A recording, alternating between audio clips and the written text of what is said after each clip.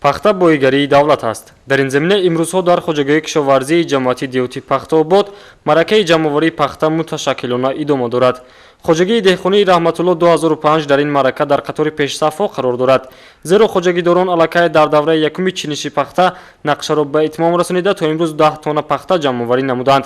хоҷагии мазкур дорои 7 гектар замини корами обӣ буда, дар 5 гектари он аҳли заҳмат пахтаи нави флеш киш намуданд. дар 2 гектари дигари хоҷагӣ бошад ҳамасола ғалладона парвариш карда мешавад.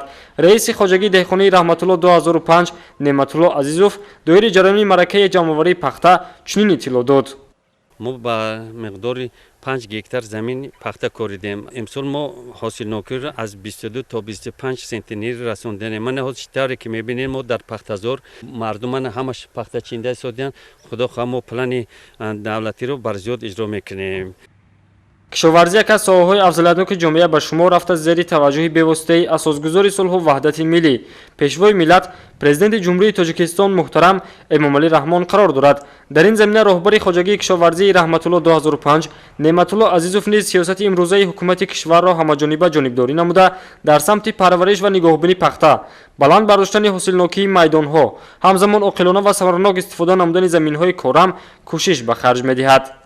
боз 5 гектар пахта 2 гектар ғалладона коридаги будем. ғалладонаро нағзира кадоме ки дар замин кор мекунад, чӣ қадаре ки хоҳед ҳамон қадар ҳосил мегиред, агар ба шарте ки меҳнат кунед.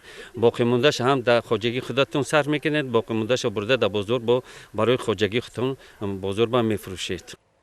дар робита ба дастуру супоришҳои роҳбарияти мақомоти иҷроияи ҳокимияти давлатии шаҳри Турсунзода масъулини деҳоти пахтаобод низ бобати ҷамъоварии ҳосили пахта кӯшиш намуда истоданд, зеро рӯзҳои наздик номусоидии обу ҳаво пешгӯӣ мегардад. хоҷагидорон мегӯянд ки соли равон ҳосилнокии пахта дар майдонҳо хуб аст. ин аз он шаҳодат медиҳад ки дар заминҳои хоҷагӣ корҳои агротехникӣ сари вақт гузаронида шудааст. масъулин мақсад доранд ки ҳосили пахтаро то кӯраки охирин аз майдонҳо ҷамъоварӣ намоянд.